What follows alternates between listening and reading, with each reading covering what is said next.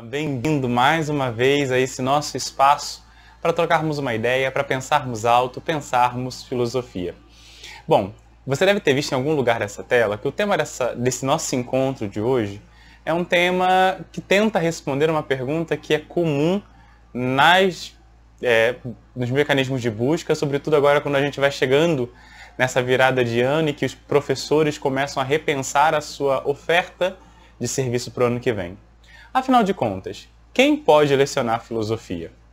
E aí a gente tem uma série de mitos que vão sendo disseminados, sobretudo na comunidade escolar. O mito de que um pedagogo, alguém formado em pedagogia, pode lecionar filosofia no ensino médio.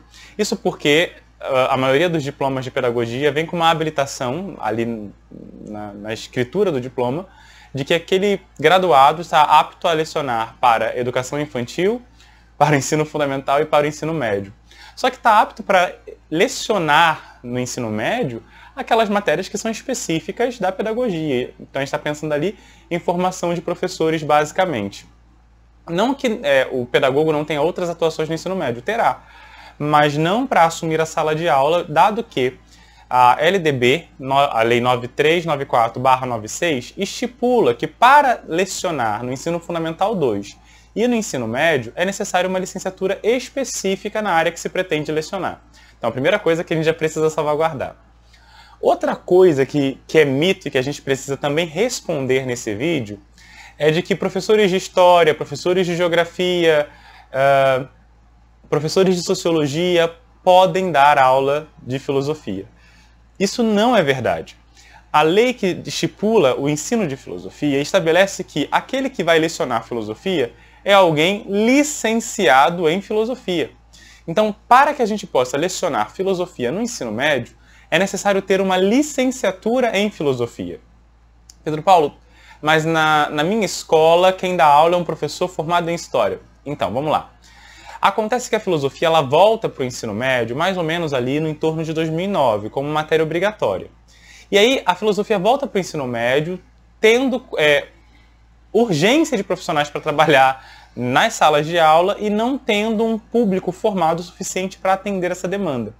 Diante dessa necessidade, algumas secretarias estaduais de educação, com aval do Conselho Nacional de Educação, concederam autorizações de ensino para alguns professores que tivessem na sua grade de formação áreas correlatas à filosofia.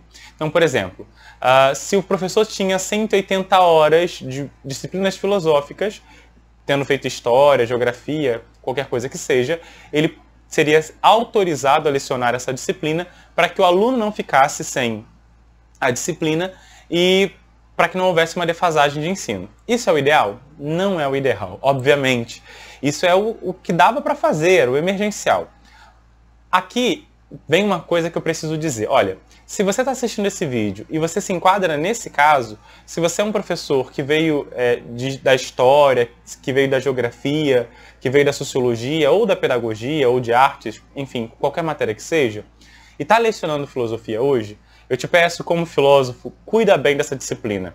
Não porque ela é minha disciplina, não porque é a disciplina que eu leciono, mas porque a fama que a filosofia tem de ser uma disciplina chata e que não interessa aos alunos, não corresponde, na maioria dos casos, a aulas dadas por filósofos. O que eu quero dizer com isso?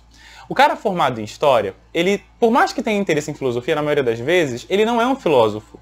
O que faz com que ele entre na sala de aula para dar história da filosofia. Então ele vai lá e fala que no período tal, no século tal, por causa das influências X, Y, Z, o pensador tal, que nasceu no ano tal e morreu no ano tal, falou tal coisa.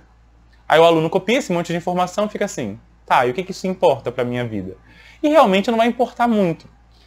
E por que isso aqui é importante? Porque quando essa disciplina é bem dada, acontece aquilo que nós vimos lá nas ocupações das escolas, ali no entorno de 2010, 2012, 2013, aqui no Rio de Janeiro.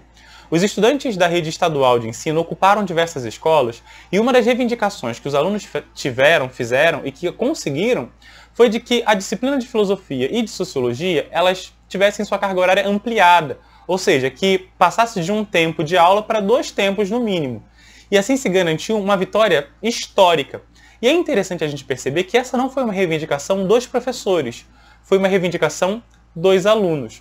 Como, para assumir no concurso, via de regra, o candidato ele precisa ser formado, né, licenciado em filosofia, a gente vê o impacto que teve na rede estadual de educação a presença de filósofos na sala de aula, no cenário da educação. Então, se você é professor de história, de sociologia, de geografia, de artes, de pedagogia e dá aula de filosofia, eu te peço, né, com muito carinho, faça o melhor que você puder para envolver os teus alunos na filosofia. Não tenta fazer da aula de filosofia uma filosofada geográfica, uma filosofada sociológica. A aula de filosofia não é aula de política, a aula de filosofia não é aula de fruição estética, a aula de filosofia não é aula de história. A aula de filosofia é aula de filosofia. E é importante que essa disciplina seja dada, porque se os alunos não se envolvem com ela, não se interessam por ela, eles produzem um discurso negativo acerca dessa disciplina. Na ponta desse arco, quem vai pagar a conta somos nós formados, e que seremos responsabilizados por um mau serviço que não foi prestado por nós. Então, resumindo a ideia desse vídeo, quem pode dar aula de filosofia é o licenciado em filosofia. Espero que esse vídeo tenha sido útil. Vejo vocês em breve.